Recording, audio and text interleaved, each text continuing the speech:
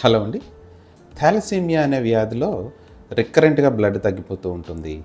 వాళ్ళకి ప్రతి నెల కూడా బ్లడ్ ఎక్కించాల్సి ఉంటుంది. పుట్టిన తర్వాత ఒక 6 నెలల దగ్గర నుంచి కూడా ఈ ప్రాబ్లమ్ మొదలవుతుందనమాట వాళ్ళలో. ఫస్ట్ 6 నెలలు కొంత బాగానే ఉన్నా 6 నెలల నుంచి పైబడిన దగ్గర నుంచి వాళ్ళకి రక్తం అవసరం పడుతుంది ప్రతి నెల. కొంతమందిలో కొన్ని సంవత్సరాల తర్వాత ఇది 10, 15 రోజులకు కూడా వచ్చేసే అవకాశాలు ఉంటాయి. ఇది బ్లడ్ ట్రాన్స్‌ఫ్యూజన్ రిక్వైర్మెంట్ అనమాట. సో ఇలా మల్టిపుల్ బ్లడ్ ప్యాకెట్స్ ఇస్తూ ఉండడం వల్ల ఆ బ్లడ్‌లో ఏముంటుందంటే మనం బయట నుంచి ఇచ్చే బ్లడ్‌లో ఐరన్ ఎక్కువగా ఉంటూ ఉంటుంది కదా. మన బాడీలో మన రక్తంలో ఉండే ఐరన్ డోనార్స్‌లో కూడా ఉంటుంది.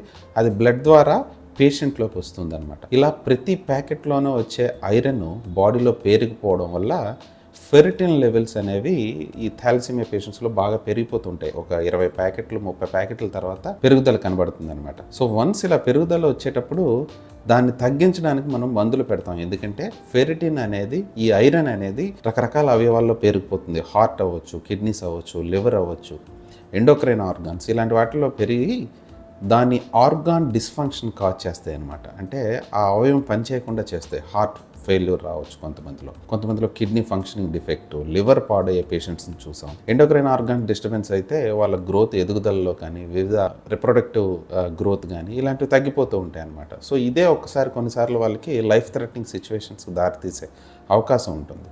సో ఫెరిటిన్ అనేది ఎంత ఉందని చూసుకుని దానికి తగు ట్రీట్మెంట్ చేసుకోకపోతే నేను ఇప్పుడు చెప్పిన ప్రీవియస్ ప్రాబ్లమ్స్ అన్నీ వచ్చే అవకాశం థాలసీమియా పేషెంట్స్లో ఎక్కువగా ఉంటుంది.